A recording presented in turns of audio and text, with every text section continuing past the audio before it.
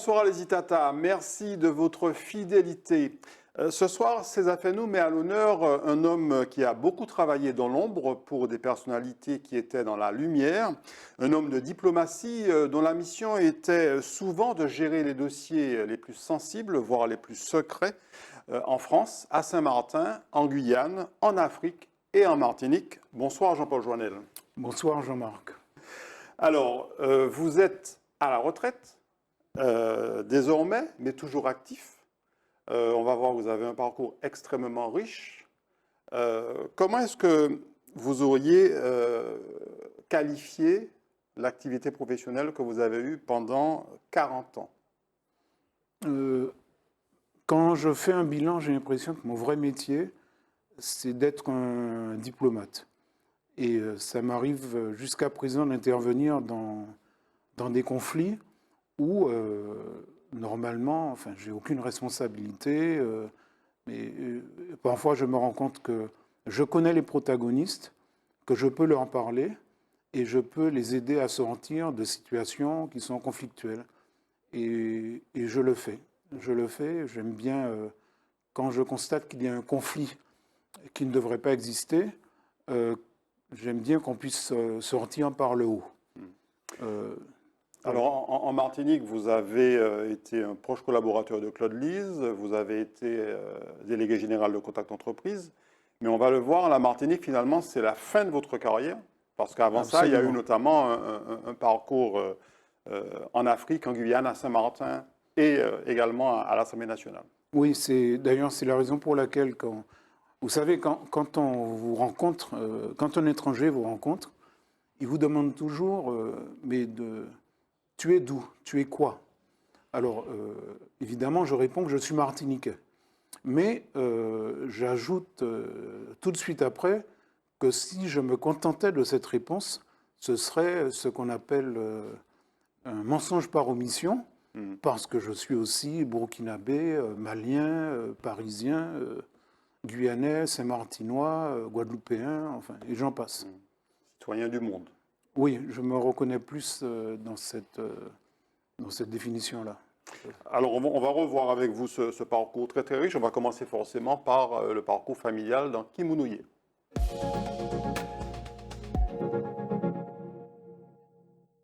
Alors, Jean-Paul, si vous deviez résumer votre personnalité en quelques mots, qu'est-ce que vous diriez? C'est compliqué. Je pense que je suis un constructeur. Voilà, j'essaie de construire souvent des passerelles, ou bien j'aime bien monter des projets ou parfois simplement les initier en donnant l'idée aux autres. Et puis, j'ai compris, surtout en Martinique, qu'on est beaucoup plus efficace quand on n'apparaît pas. Et donc, il y a des choses qui se font où je suis peut-être pour quelque chose, au moins au départ, mais personne ne sait ça, sauf ma compagne, évidemment, avec laquelle je partage les discussions sur ce que je dois faire ou ne pas faire. Alors, on va commencer par votre enfance avec une première photo charmante. On vous retrouve avec votre petit frère. Oui, c'est Patrick qui avait 2 années de moins que moi. Alors, c'est aussi une blessure parce que Patrick est parti le 14 mai 71, accident de moto, en sortant du lycée. Et voilà, j'étais à Paris, j'ai pris l'avion. C'est un souvenir terrible parce que on n'avait pas osé dire à ma mère que son fils s'était tué avant qu'elle ne prenne l'avion. Par contre, on me l'avait dit. C'est pas on, c'est Robert Villot qui m'avait dit. Bon, Jean-Paul, tu as compris, mon oncle, donc le frère de ma mère, qui m'avait dit au téléphone, bon, écoute, Jean-Paul, tu as compris, donc maintenant tu t'occupes de ta mère.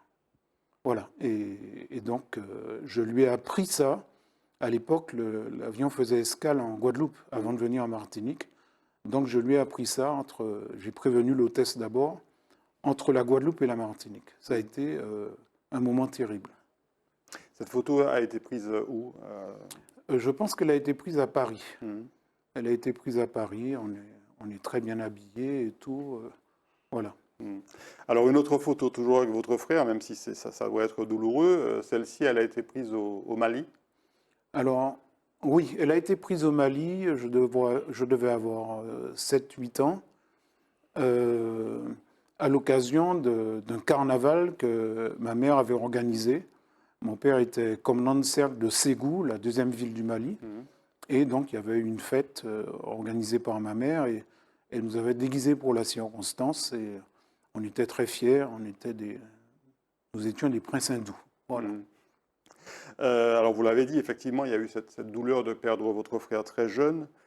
Comment est-ce qu'on se reconstruit? Parce que finalement, c'est quelque chose de très douloureux. Comment est-ce qu'on se reconstruit après ça?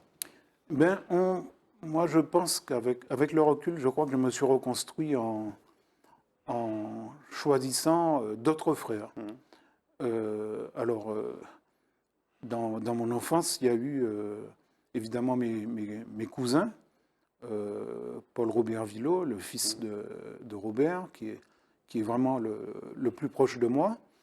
Et puis, il y a eu les amis que je me suis choisis, que j'ai rencontrés, parce que la vie, c'est toujours une suite de rencontres qui sont positives ou négatives. Et je crois que dans l'ensemble, j'ai quand même réussi à cultiver les rencontres positives et à m'éloigner des rencontres négatives. Mais j'en ai fait quelques-unes. J'ai des connaissances qui sont en prison. Ouais. Alors, votre enfance s'est déroulée dans plusieurs endroits, en fait, hein. Oui, Elle a commencé à Paris, ensuite il y a eu le Mali, et puis il y a oui. eu aussi la Martinique. Oui, donc je suis né à Paris 16e, je n'ai pas fait exprès, mais ça détermine peut-être le fait que je sois comment dirais-je, un supporter un peu aveugle, quoi, Hmm. du Paris Saint-Germain. Je suis né à côté du stade, donc Ouais, j'ai toujours stade été de la Porte d'Auteuil. régulièrement au Hmm. stade, au Parc des Princes, et je les soutiens, même quand c'est vraiment difficile. Et puis, j'ai pris l'avion pour la Côte d'Ivoire, j'avais 2 mois. À la Côte d'Ivoire d'abord. Voilà, Hmm. la Côte d'Ivoire, le nord de la Côte d'Ivoire. Puis, mon père a commandé d'abord à Issia, en Côte d'Ivoire, et ensuite, on est allé au Mali, et j'y suis resté jusqu'à l'âge de 8 ans. Donc, ma prime enfance, c'est vraiment c'est l'Afrique soudanaise traditionnelle, et ça m'a beaucoup marqué. Et, j'ai des coutumes qui étonnent jusqu'à présent les gens.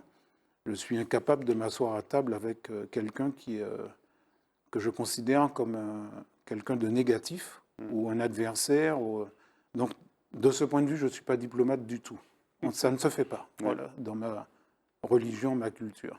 Et puis il y a eu l'arrivée en Martinique que vous ne connaissiez pas vraiment. Non, l'arrivée en Martinique quand j'avais déjà 8 ans, Hmm. et en fait en 1960, au moment des indépendances en Afrique, ma mère a pris la sienne, elle est partie avec ses 2 enfants, et mes parents ont divorcé peu après.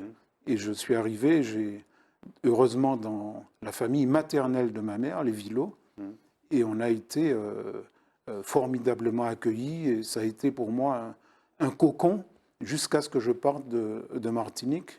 Et après, puisque je me suis toujours retourné vers eux, on a toujours... C'est ma famille. On va retrouver une photo d'époque, c'est le cas de le dire, de vos parents à Paris. Oui, je pense que c'est à peu près l'époque où, peut-être 1 ou 2 ans après qu'ils se soient connus, je pense que c'est aussi l'époque de ma conception.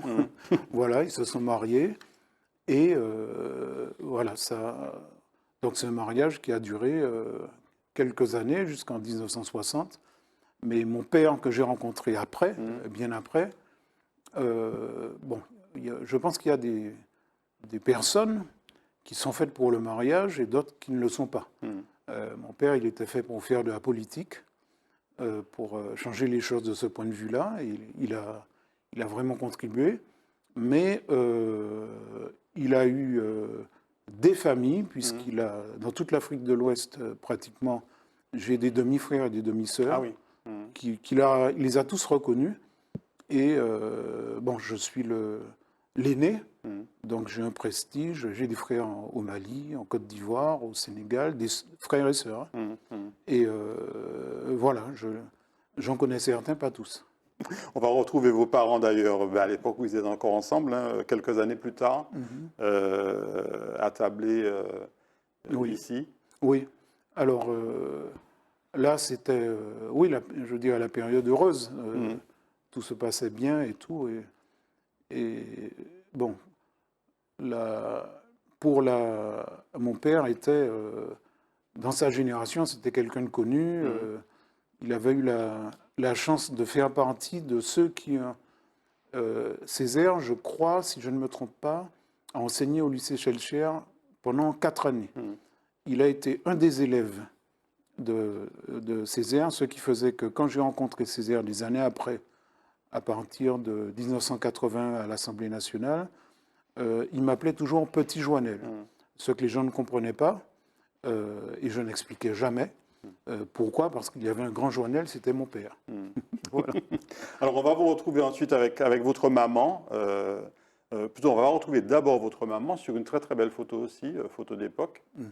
Effectivement. Son prénom c'est Marie-Paul. Ma Marie-Paul. mère était vraiment une très belle femme. Hein.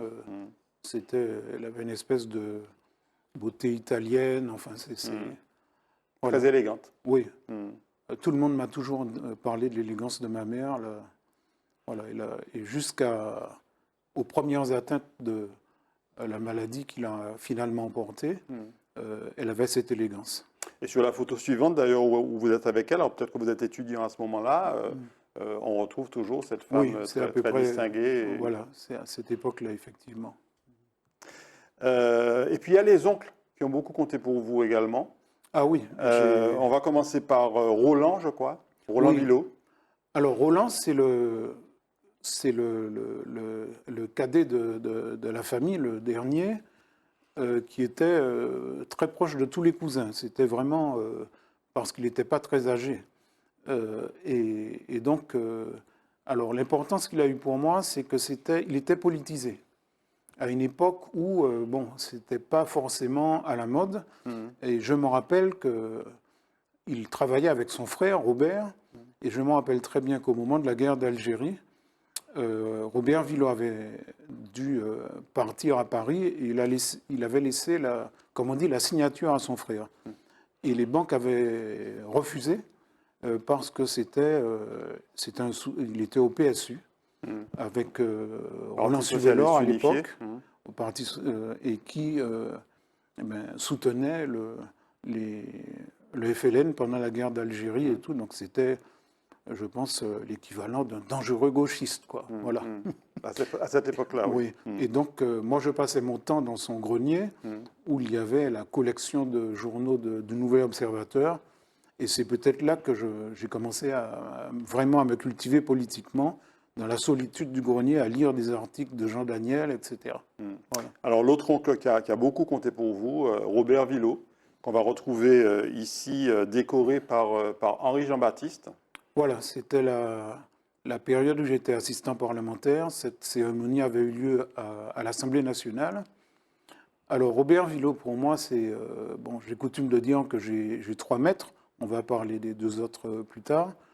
Robert, c'était mon maître en élégance.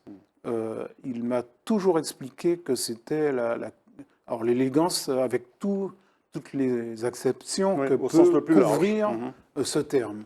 Et il pensait que c'était la plus grande qualité dans la vie d'être toujours élégant, et donc il me parlait souvent de cela. Robert Villot qui a été un grand chef d'entreprise. Oui, un grand chef d'entreprise. Dans l'import-export notamment. Oui, un de ses faits d'armes, c'est par exemple que je pense que quand les gens empruntent la rue François Arago au tout début, à Fort-de-France, à Fort-de-France, sur la gauche, il y a encore le dieu Mercure qui est sur la façade. Ben, c'était le Mercure qui est le premier libre-service de Martinique. C'était la première fois qu'on pouvait aller se servir et payer en sortant, quoi. Et c'est quelqu'un qui a été un peu votre mentor. Oui, il est intervenu à de nombreuses reprises. Il m'a beaucoup initié aussi à la musique. je me rappelle qu'il avait, dans sa maison à Ravine-Vilaine, il avait un auditorium. C'était une pièce qui était faite uniquement pour écouter de la musique. Et donc, évidemment, moi, j'ai été initié à ce moment-là.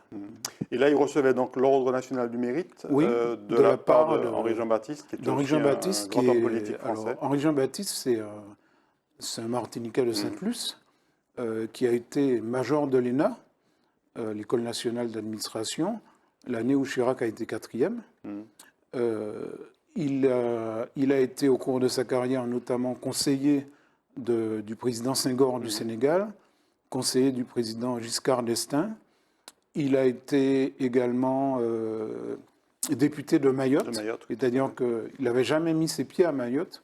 Les Mahorais sont venus le chercher pour leur demander de remplir la mission qu'ils lui ont donnée, qui était que Mayotte devienne département français. Et il a fait beaucoup pour qu'on arrive à ce résultat. On va retrouver maintenant quelqu'un qui compte beaucoup pour vous aussi, quelqu'un à qui vous êtes très très attaché. Ben oui, c'est bon, je crois que ma vie a été placée sous le signe de la chance. Bon, ça va paraître stupide à un certain nombre de personnes, mais il se trouve que je suis né un vendredi 13 juin 1952 à 13 h, donc sous le signe de la chance.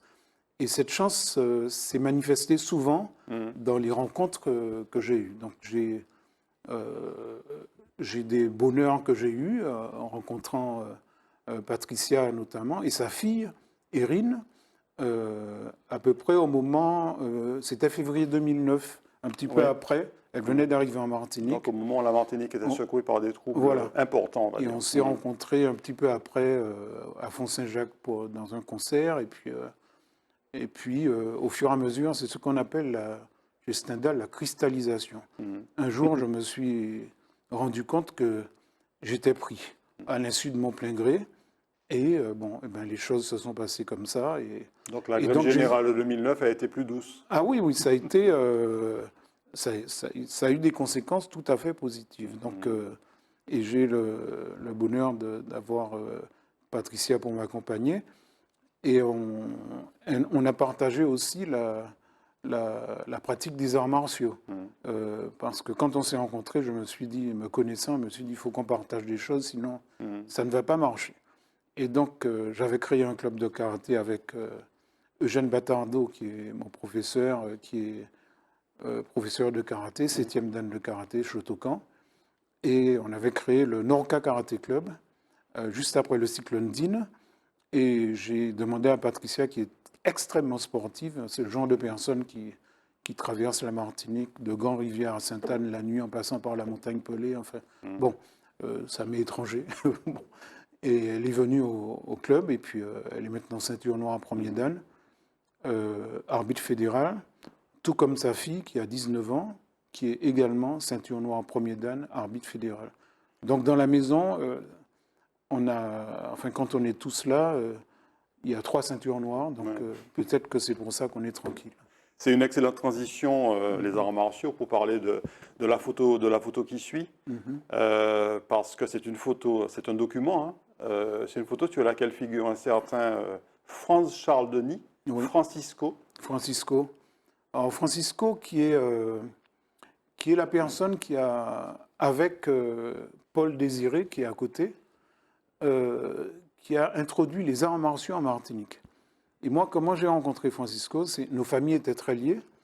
Et quand j'étais en 4e, ça n'allait pas trop. C'est-à-dire que je me battais très souvent parce que j'aimais bien défendre ceux qui étaient les plus faibles. Enfin, je considérais que j'étais un chevalier. Et ma mère en avait marre. Je rentrais avec les vêtements déchirés, parfois en sang, etc. Et elle avait dit à Francisco, qu'est-ce que tu peux faire? Il avait dit, amène-le-moi.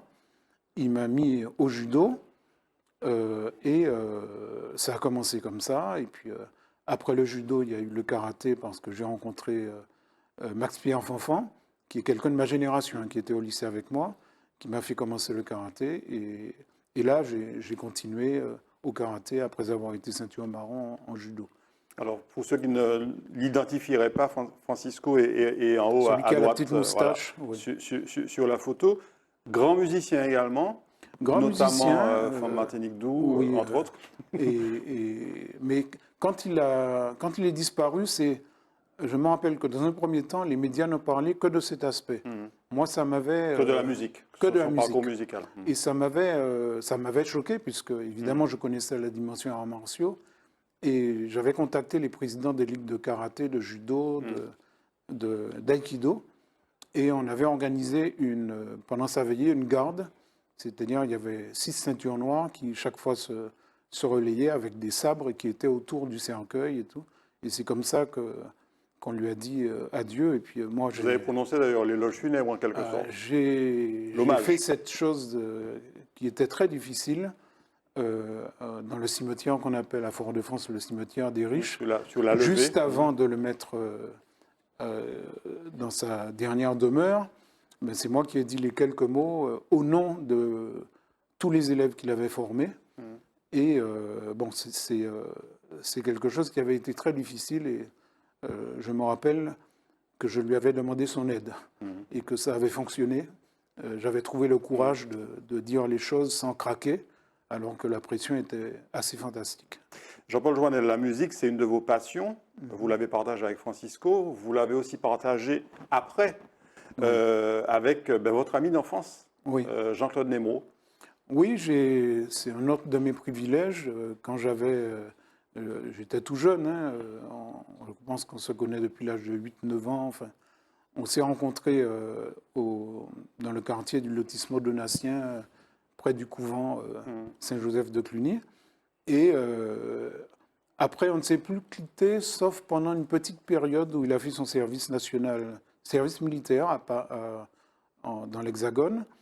Mais autrement, on a toujours été ensemble. Donc, moi, j'ai toujours vu Jean-Claude travailler.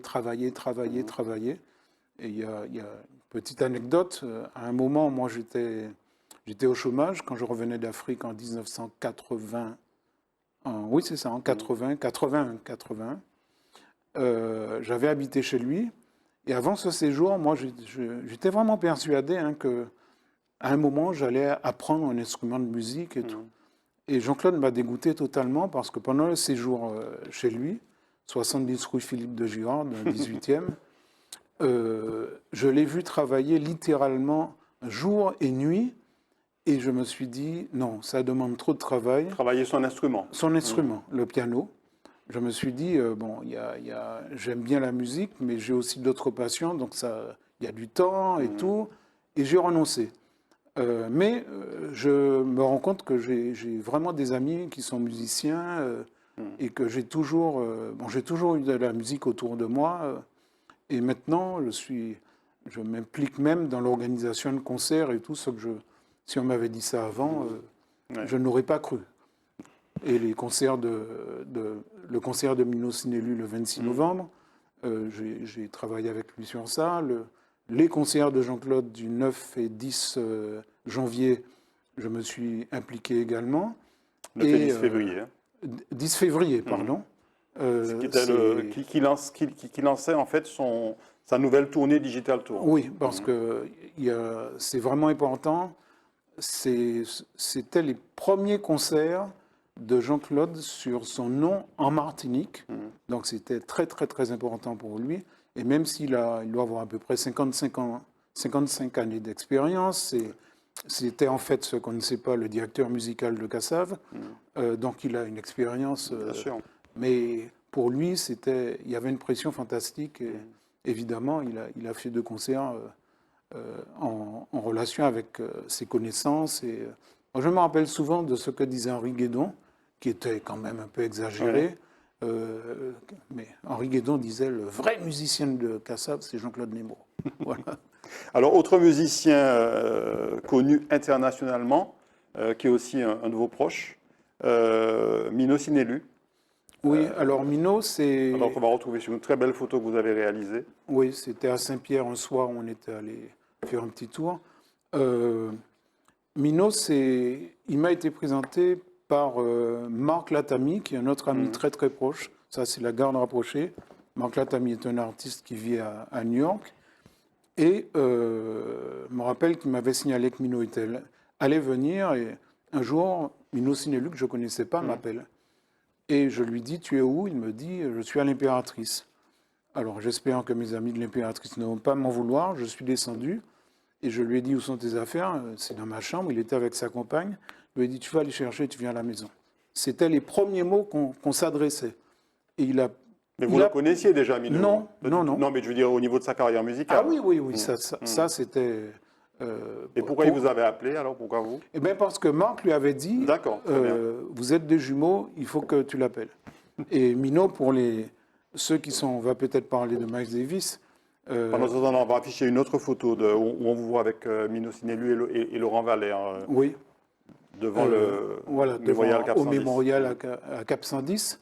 Mino, eh ben, c'est le percussionniste qui joue sur ce que nous, on appelle le disque jaune, comme d'autres appellent certains disques des Beatles le disque blanc. Ouais. Le disque jaune, c'est We Want Miles, c'est un disque d'une résurrection de Miles, Miles Davis.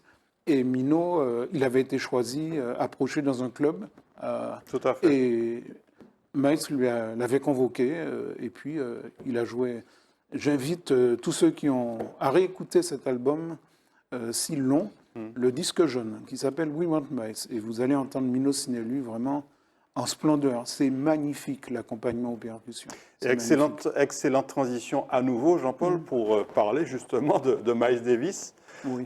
qui est quelqu'un que vous admirez Alors, pour qui vous avez une véritable dévotion en tant que musicien, quelque part. Oui, ça c'est... Bon, Roland Villot en est responsable aussi, parce que j'ai écouté les premiers disques chez lui. Et puis après, je l'ai suivi. Je l'ai suivi. J'ai eu la chance de voir... j'ai vu 5 concerts de Miles Davis à Paris. Et j'ai vu surtout cet hommage. Cet hommage, quand en 91, il est venu à Paris, il y a eu plusieurs jours où il a fait un concert avec le groupe qu'il avait. Et puis après, ceux que nous, on appelle les enfants de Miles Davis, les Herbie Hancock, Chick Corea, etc., se sont produits. Et il y a eu un dernier concert où il a mis tout le monde. Donc il y a la liste qui est sur la photo. C'était un concert assez fantastique. Et je m'en rappelle particulièrement parce que 15 jours après, il est parti. Il est parti en majesté, quoi. C'est un concert fantastique. Et on a il y a des CD où il y a des enregistrements, des concerts qu'il a fait à peu près dans la semaine. Et c'est vraiment magnifique. Alors, en dehors de la musique, vous avez une autre passion qu'on va juste évoquer, qui est la photo.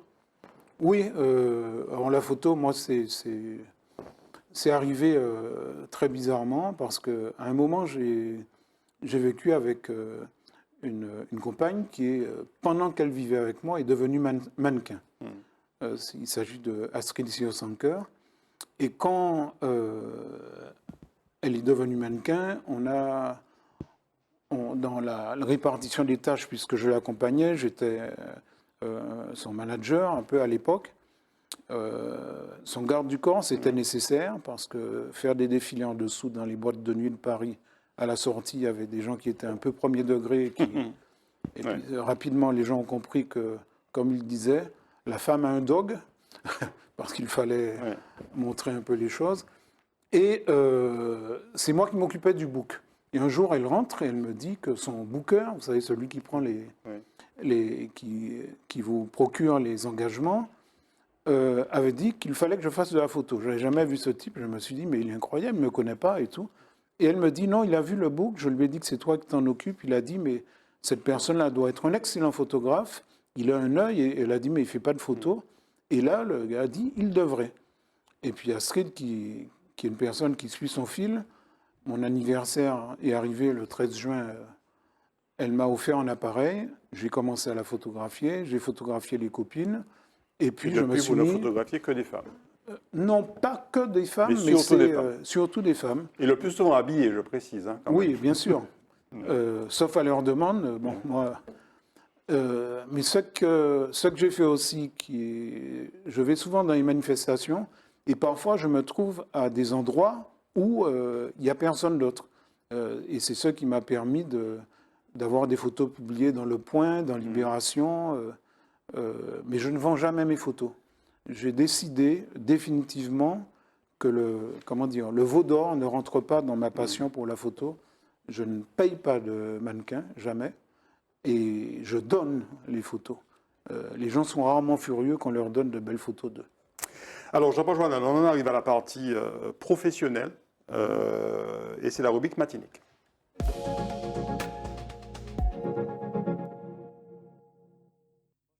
Alors, on va un petit peu accélérer parce que le temps passe vite et on arrive dans une partie qui, elle aussi, est très riche. Alors, on commence par Martinique, même si vous avez, je l'ai dit tout à l'heure, travaillé ailleurs qu'en Martinique avant. Mais dans cette rubrique, donc, on va notamment parler de votre retour en Martinique en 2002, à la demande de Claude Lise, qu'on va voir en photo. Comment ça s'est passé? Eh ben, très simplement, j'étais diplomate, j'étais à l'ambassade de France à Bamako, et Claude Lise, que je connaissais, qui est un ami, puisque je l'avais rencontré quand j'étais assistant parlementaire. D'ailleurs, quand il a été élu, j'étais déjà assistant parlementaire, et donc on a toujours échangé de politiquement. Frédéric Jalton à l'époque, on va en parler tout à l'heure. On a toujours échangé politiquement et tout, et donc il m'a demandé de venir diriger son cabinet au Conseil général. Et j'étais à l'époque à un carrefour, ou bien je faisais une carrière diplomatique parce que comme ça s'était plutôt bien passé au Mali, je pouvais demander un autre poste. J'étais appuyé par mon ambassadeur et tout, donc ça n'aurait pas fait un pli. Ou bien je rentrais en Martinique, et je suis rentré en Martinique parce que ma mère était en Martinique, et je vous rappelle qu'elle avait perdu son fils. J'étais son fils unique. Donc j'ai fait le choix de rentrer en Martinique, même si elle était contre. Elle a été même assez furieuse que je renonce à une carrière diplomatique pour venir en Martinique en me disant, tu sais, c'est aléatoire. Elle disait vrai, mais je ne regrette pas du tout, au contraire, toutes mes expériences au Conseil général. On va en voir une autre d'ailleurs sur la photo suivante où on va vous retrouver avec Christian de Verclos. Et là, c'est quand vous avez été nommé directeur du Centre de découverte des sciences de la Terre à Saint-Pierre. Quand il a été construit, il fallait un responsable. Et donc, Claude Lise m'a proposé d'être le responsable. Et c'était un des services qui était un des services techniques qui était dirigé par Christian de Verclos. Alors là aussi, c'est une chance. C'est quelqu'un de tout à fait remarquable. J'ai eu beaucoup de plaisir à travailler avec lui. On était très complices. Ça a été une période de ma vie extrêmement intense. Et puis là, on était véritablement au service de la Martinique. Donc, j'étais auprès des services techniques, des gens extrêmement compétents. Et je me suis littéralement épanoui à ce niveau-là, parce que comme j'avais été diplomate, c'était pour moi pas très difficile de monter des projets de coopération dans un domaine d'excellence du Conseil général de l'époque, c'était la gestion et la prévention de risques naturels. Ouais. C'est Christian de Verclos qui avait construit également, tous ces services, qui avait fait les recrutements, qui avait mis les équipements et tout. Et donc, la Caraïbe entière venait nous visiter dans les services techniques pour établir des projets de coopération. Et je suis parti un petit peu après avoir monté un projet ce qu'on appelle un projet Interreg, qui s'appelle Caraïbes Risk Cluster, qui était une réunion des gestionnaires de risques de la Caraïbe. Et on avait des choses à leur apprendre. On était très bons en matière de glissement de terrain, alerte de crue, etc. Et eux, ils étaient meilleurs que nous sur la manière dont on intégrait la population à la gestion et la prévention des risques. Il y a une culture anglophone spécifique, notamment les Jamaïcains, avec lesquels j'ai beaucoup travaillé. On va vous retrouver sur la photo suivante avec Madeleine de Grandmaison, qui elle aussi a été longtemps une conseillère générale. Oui. Et là, c'était un prix que la DDST, ou en tout cas le... Non, c'est le premier gala du comité martiniquais du tourisme, qui avait un an. Donc elle était à ce moment-là présidente du comité martiniquais du tourisme. Ce qu'on appelle le CMT. Et il y avait eu, ils avaient distingué, ils avaient fait la population voter pour quel était l'opérateur le plus important en matière de tourisme en Martinique cette année-là. Et c'était tombé sur le Centre de découverte des sciences de la Terre, qui dépendait du Conseil général. Et donc là, c'est une photo qui a été prise après la cérémonie où donc on a attribué au CDST. Et bon, c'est moi qui ai reçu le prix puisque j'étais le directeur. Bon, mais j'avais une équipe fantastique à Saint-Pierre là, et puis Madeleine, c'est une proche. Moi, je considère que c'est vraiment ma garde rapprochée avec son époux Renaud. Ce sont vraiment des proches. Et toute sa famille, les enfants et tout. Je pense qu'on est quelque part dans la même famille. Puis à côté, cette affiche des actes du colloque Changement climatique, la Caraïbe en danger, qui rejoint un petit peu ce que vous disiez tout à l'heure. Oui. Eh ben, en fait, ce qui s'était passé, c'est que Claude Ulisse m'avait demandé de conduire un peu de m'assurer que ce qu'il appelait l'agenda 21, à l'époque, c'était important politiquement, dans l'alliance avec Garcin Malsa, que le Conseil général applique ça dans les services techniques et tout. Donc j'avais une mission. Donc moi, je ne suis pas très brillant, mais je travaille. Donc j'étais allé lire tous les rapports et j'avais découvert qu'il y avait quelque chose qui s'appelait l'Observatoire national des effets du réchauffement climatique, dirigé par quelqu'un que je connaissais bien, Paul Vergès. Et on avait fait ce colloque les 11, 12, 13 décembre 2006 à l'Atrium. Et c'était le premier colloque sur le changement climatique dans la Caraïbe, en 2006. Donc, Conseil général 2002 à 2010, en passant par la direction départementale des services techniques et le Centre de découverte des sciences de la Terre. Et puis, il y a eu ensuite la séquence Contact Entreprise. On va vous retrouver là avec, alors c'est une photo de France Antilles, comme vous le voyez, empruntée à France Antilles, Emmanuel de Rénal, qui a été l'un de vos présidents à Contact Entreprise. Oui, le premier président qui m'a recruté, c'est Olivier Despointes, le patron de Bâtir.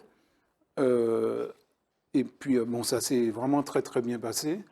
Ensuite, Emmanuel a pris les rênes.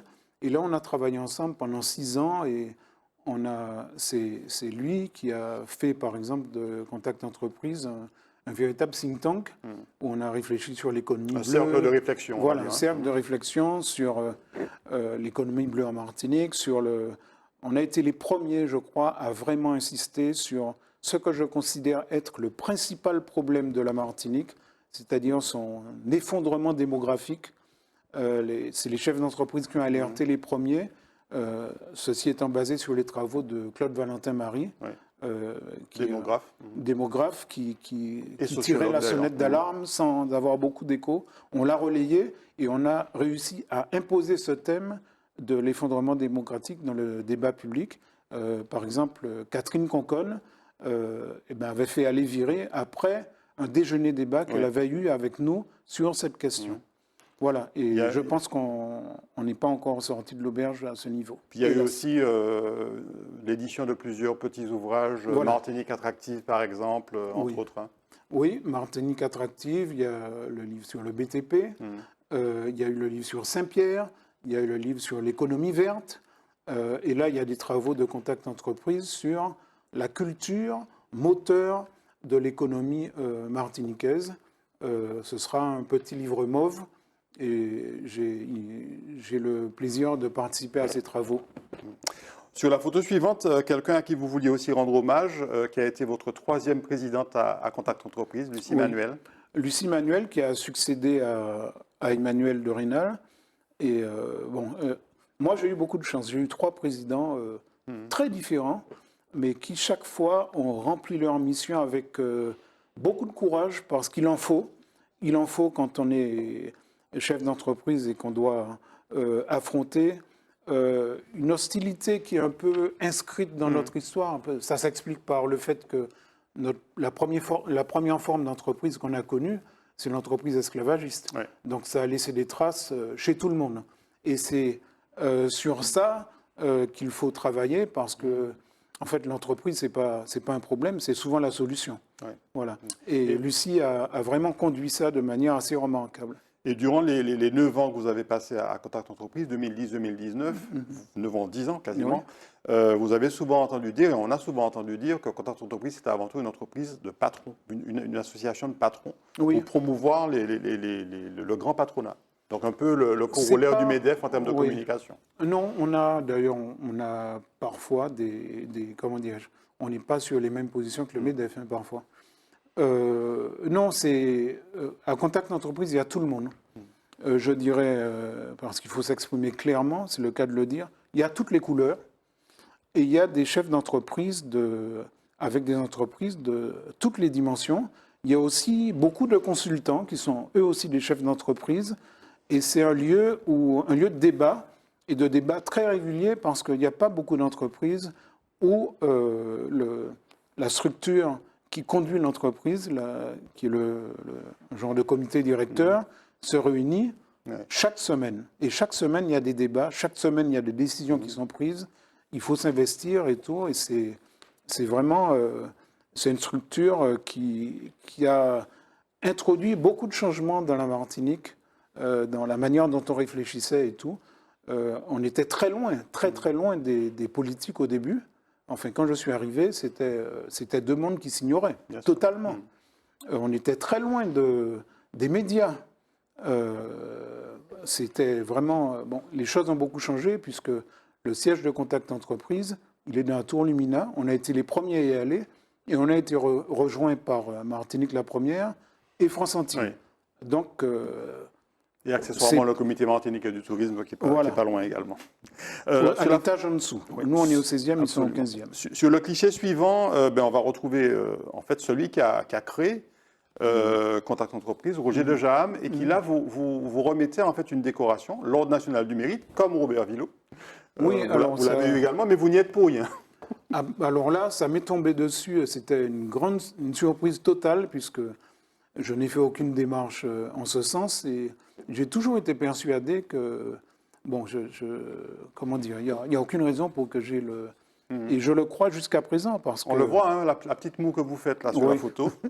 Parce que, comment dire, la petite carrière que j'ai faite a consisté simplement à faire les missions pour lesquelles j'étais payé par les impôts des gens, quoi. Donc, la moindre des choses, c'est de répondre à la confiance qui a été faite à différents niveaux.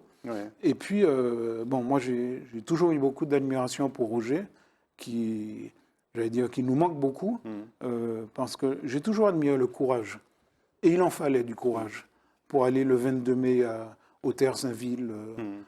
Il en fallait pour créer Contact Entreprise. Il en fallait pour s'exprimer comme il s'exprimait, pour créer Tous Créoles.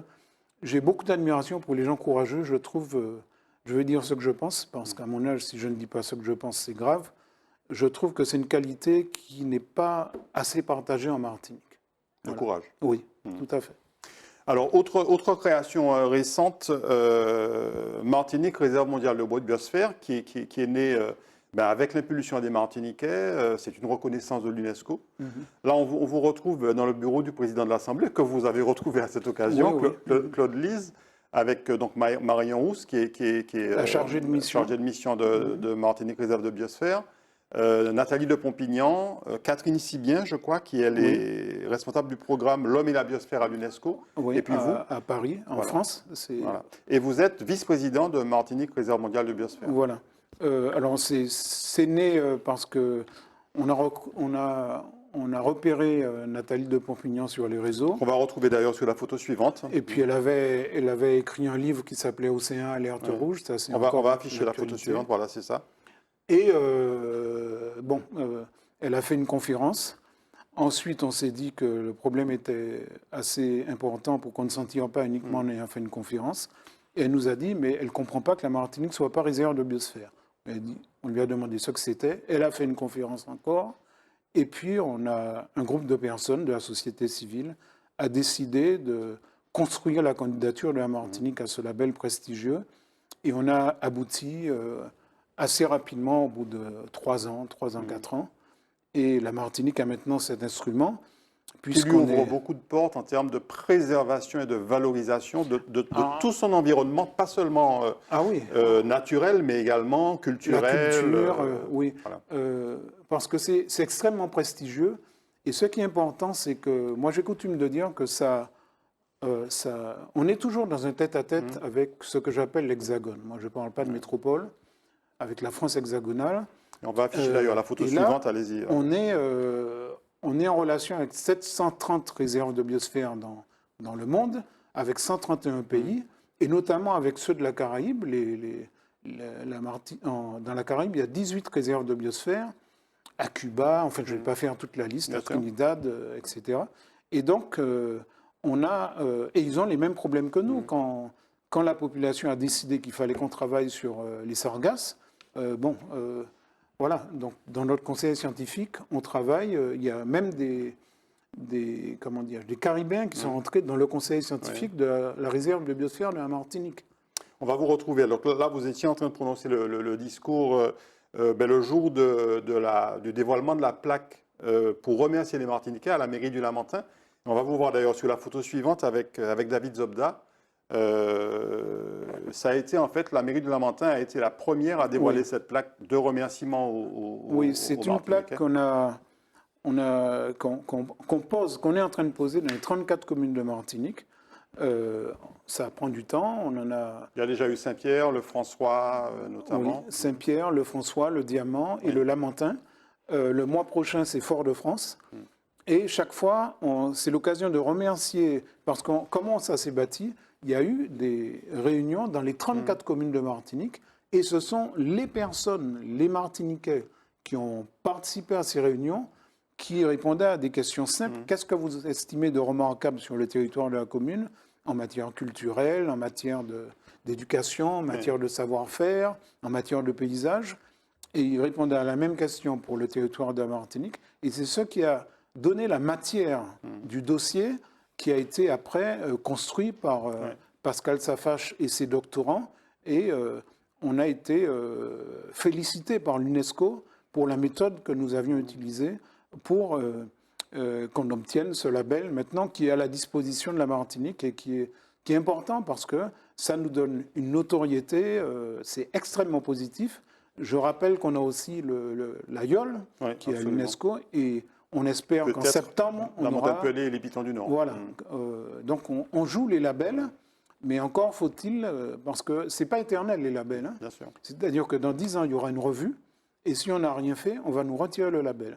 J'espère que la Martinique va éviter cette humiliation internationale. Jean-Paul Joannel, on termine avec un cliché de quelqu'un qu'on a déjà vu tout à l'heure, mais qui est devenu quelqu'un de très proche. Emmanuel de Rênal, on voit ici le livre Ubuntu, ce que je suis, dont vous avez signé la préface. Oui. On partage des convictions.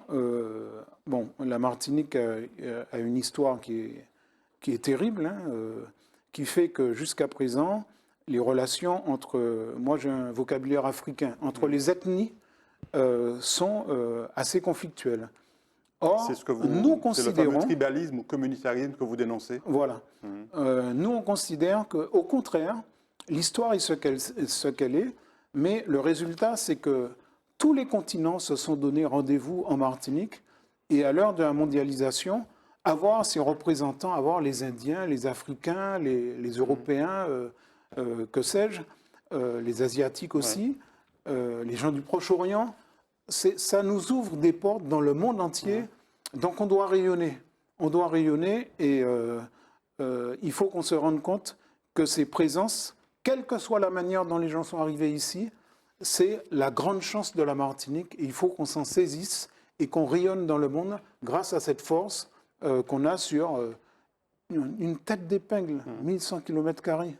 Voilà. Mais qui a quand même donné Césaire, Glissant, Fanon. On va arrêter. Et beaucoup de Martiniquais de valeur. Voilà. On arrive à la rubrique politique, la dernière rubrique de cette émission.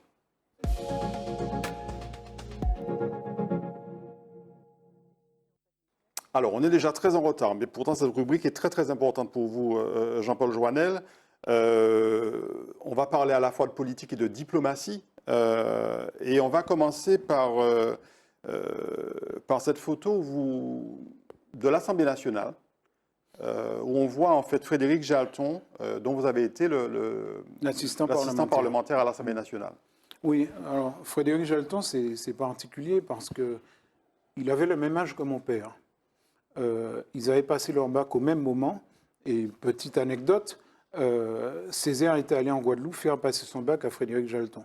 Parce que j'entends souvent des gens dire Césaire n'est jamais allé en Guadeloupe. Enfin bon, passons. Et donc, c'est la seule personne à laquelle j'ai demandé du travail. Et il m'a dit oui, et je suis devenu son assistant parlementaire. Après, on est toujours venu me chercher, donc je lui dois beaucoup. Oui. Et c'est lui aussi qui m'a formé en politique. Mon père lui avait demandé, mon père lui avait dit, écoute, tu sais, il a fait quelques petites études et tout, mais il ne connaît rien en politique, il faut que tu le formes. Et il a respecté ça. Il me disait, chaque fois que vous ne comprenez pas quelque chose, demandez-moi. Oui. Et il m'a formé pédagogiquement. Pendant 8 ans, j'étais à l'école avec lui et il me faisait une confiance totale. J'ai dirigé ses campagnes électorales. Bon, voilà. Et à ce moment-là, je ne me rappelle plus quelle était la circonstance, mais le groupe socialiste décide de faire une conférence de presse et c'est Frédéric Jalton qui préside la conférence de presse. Vous avez vu qu'à sa droite, il y a Lionel Jospin. Oui. Et puis d'autres élus. Il y a Doguet qui est à l'extrême droite, là. Voilà. Et puis, Frédéric Jalton qui est devenu rocardien, mais on va voir sur la photo suivante, on les voit tous les deux, Michel Rocard et Frédéric Jalton, mais rocardien après vous. Oui, c'est la petite anecdote. En fait, moi, j'avais eu l'occasion d'organiser une visite de Rocard en Guadeloupe. Exceptionnellement longue, hein, qui avait duré 5 jours. Ouais. C'était au moment où il y avait les bombes et tout. On avait réussi à négocier avec les auteurs de ces actions qu'on ait la paix pendant 5 jours. Et donc, c'est moi qui ai organisé ça. Et le dernier jour, Rocard demande à me voir. Et il me dit, on m'a dit que c'est toi qui as organisé tout ça. Et bon, j'étais assez étonné. Il me dit, écoute, j'ai l'habitude. C'était vraiment bien fait, c'était remarquable. Quand il y a eu des imprévus, tu t'es adapté immédiatement, etc. Je voudrais que tu travailles avec nous. Et bon, comme moi j'étais déjà quelque part rocardien, je lisais tous ces discours et tout, et j'ai accepté. C'est comme ça que je suis rentré dans le réseau, ce qui m'a valu, après d'être le conseiller en communication, le chargé de mission presse et relations presse de Louis Lepinsec, qui était porte-parole du gouvernement, donc le petit nègre dans la cour de l'Élysée tous les mercredis après le Conseil des ministres qui organisait les conférences de presse, c'était moi.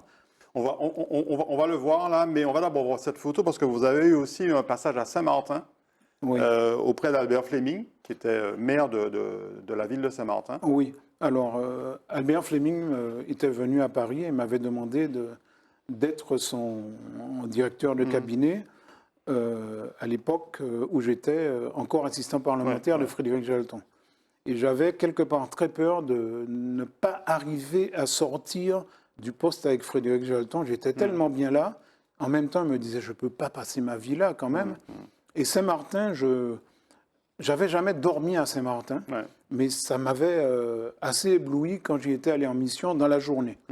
Et sans avoir dormi à Saint-Martin, je lui ai dit, OK, je viens. Et j'ai été son directeur de cabinet pendant 2 ans avant que Lepinsec ne me recrute au cabinet. Et on sait que vous avez fait beaucoup de choses à Saint-Martin, on n'aura pas le temps d'en parler malheureusement. On va voir effectivement cette photo de votre retour à Paris au ministère de l'Outre-mer avec Louis Lepinsec. Oui, alors là, c'est la fin de ma mission avec Lepinsec quand Antoine Karam, qui vient de gagner les élections en 92, les élections régionales en Guyane, que j'avais connu au quartier latin quand on faisait nos études, il me demande d'être son directeur de cabinet. J'accepte et donc j'informe le ministre qui me dit d'accord, parce qu'on n'a pas vocation à faire du cabinet toute sa vie. Et il y a la tradition, c'est une cérémonie où le ministre fait un discours auquel je réponds, ou c'est le contraire, je ne me rappelle pas très bien. Il y a des cadeaux, et il y a toutes les personnes avec lesquelles vous avez travaillé. Donc il y a les correspondants de la presse française, mais les gens du ministère et tout. Voilà. Bon souvenir, ce passage à Médétom? Ah, extraordinaire.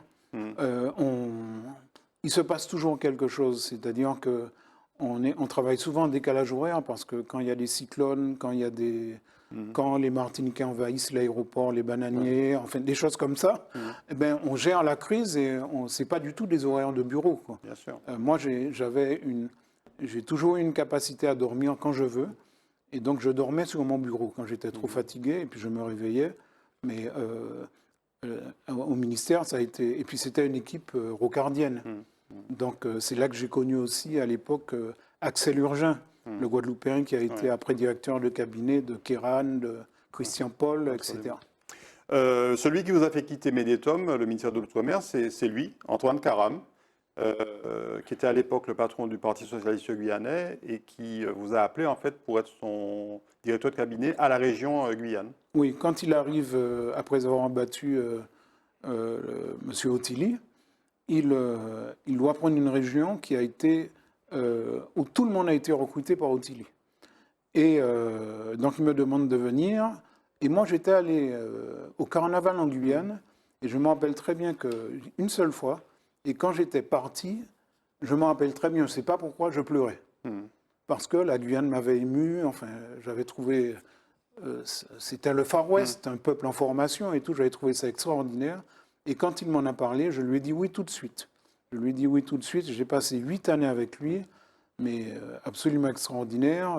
J'ai créé un club de karaté avec Eugène, mon professeur, la SPTT Cayenne. J'ai fait toutes les campagnes électorales. Enfin, ça a été d'une grande, grande intensité. Et moi, j'ai adoré la Guyane et c'est la raison pour laquelle j'y suis retourné pour créer un festival, comme en Martinique, le Festival des films documentaires, qui sera sa 2e édition au mois de mai. Les Révoltés du Monde. Les Révoltés du Monde, comme en Martinique. On aura l'occasion d'en reparler sur Oui. l'antenne de Zitata. Et puis il y a eu ce retour au Mali, le Mali où vous aviez vécu petit, Oui. et puis vous y êtes revenu, allez, combien, 40 ans après, Oui. avec ce monsieur qui était à l'époque Christian Conan, l'ambassadeur de France au Mali. Christian Conan, ambassadeur de France au Mali, c'est là aussi la filière rocardienne. C'était un rocardien.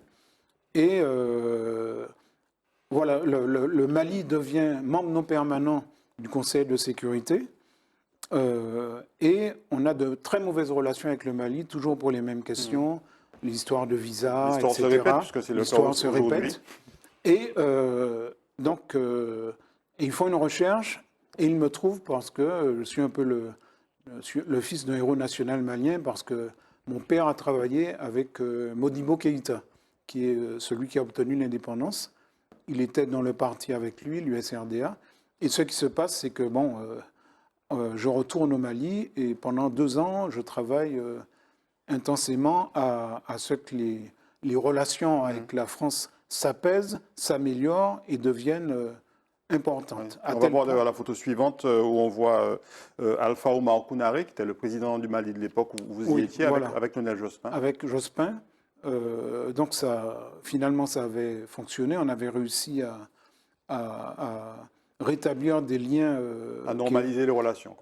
Plus que ça. On avait, la France avait vraiment beaucoup travaillé pour que les choses se passent bien avec les Maliens. Et moi, je m'étais.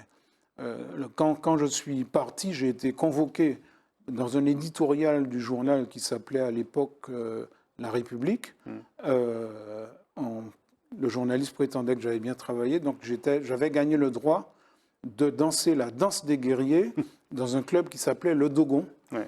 Et je me rappelle, la revue de presse du matin, je donne ça à l'ambassadeur qui vient me voir après, qui me dit « Vous allez y aller ?» Et je lui dis « Bien sûr, monsieur l'ambassadeur ». Et je suis allé danser la danse des guerriers au Dogon, juste avant de partir. Vous avez toujours une relation très forte à l'Afrique. Il y a eu d'abord votre enfance au Mali avec votre papa et votre maman. Il y a eu aussi cette espèce de road trip à moto. Vous avez sillonné l'Afrique à moto pendant un an. Oui. Il y a eu des missions en Côte d'Ivoire. Non, vous avez vécu en Côte d'Ivoire. Il y a eu des missions au Burkina. J'ai travaillé au Burkina pendant 2 ans comme professeur d'histoire. Et j'étais à l'époque avec Joseph Kizerbo, nous étions 2 spécialistes d'histoire de l'Afrique noire. Il y avait 5 300 000 habitants. Donc j'ai beaucoup travaillé dans ce domaine-là. Qu'est-ce que vous retenez de l'Afrique? Vous l'avez dans votre cœur. Ah oui, oui. Les amitiés que j'y ai, c'est-à-dire tous mes élèves. Je suis en relation avec mes anciens élèves auxquels j'ai enseigné entre 77, 78 et 78, 79.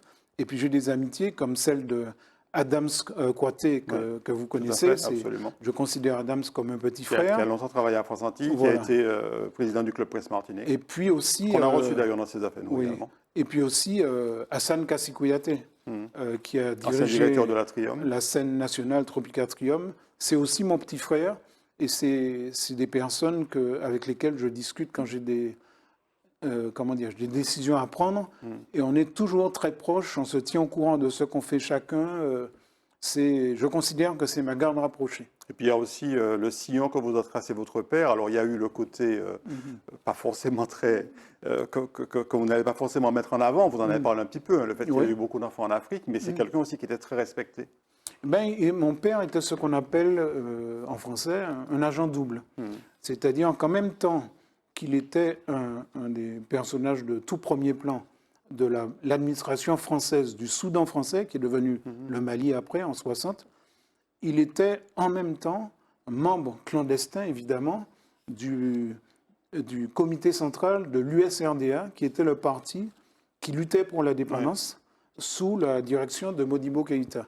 Donc quand il y a eu l'indépendance, il a fait ce qu'on appellerait son coming out, et Modibo Keïta a réussi la performance de négocier avec Jacques Foccart de manière à ce que Joannel reste à ses côtés comme conseiller, tout en étant payé par l'État français. Voilà, c'est un exploit. Voilà. Tout dernier cliché, on a déjà beaucoup débordé Jean-Paul Joannel. Le tout dernier cliché, vous allez le voir derrière moi, c'est en fait une copie d'écran d'un éditorial que vous a consacré Michel Taube du magazine Opinion Internationale, dans lequel en fait vous parlez de la relation que vous avez à la fois avec la France et la Martinique, et que vous auriez souhaité en fait entre les deux peut-être plus fusionnel. Oui, parce que bon là, c'est pas hélas, ce qui s'est passé dans l'actualité récente sur le chlordécone, je ne vais pas rentrer dans les détails, montre qu'il y a un problème.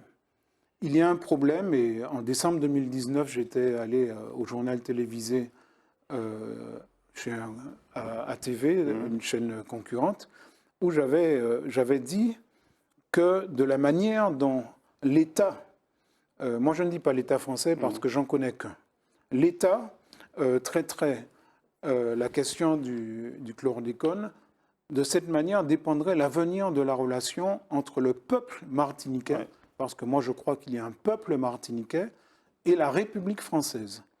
La manière dont ça a été traité est une catastrophe. Je ne vois pas comment on peut en sortir. À l'heure qu'il est, je confie mon impuissance. Merci beaucoup Jean-Paul Joannel. On aurait pu parler de beaucoup de choses que vous êtes en train de préparer, sur lesquelles vous travaillez. On n'aura pas le temps, mais en tout cas, merci beaucoup d'avoir partagé avec nous ce parcours très riche. On aura l'occasion de se revoir de toute façon sur Ditata TV. Oui, c'était très agréable, j'ai été ravi, vraiment. Merci beaucoup. Merci Jean-Paul. Merci à vous de nous avoir suivis. On se retrouve très bientôt pour un prochain C'est Affaires Nous. Très bonne soirée ou très bonne journée.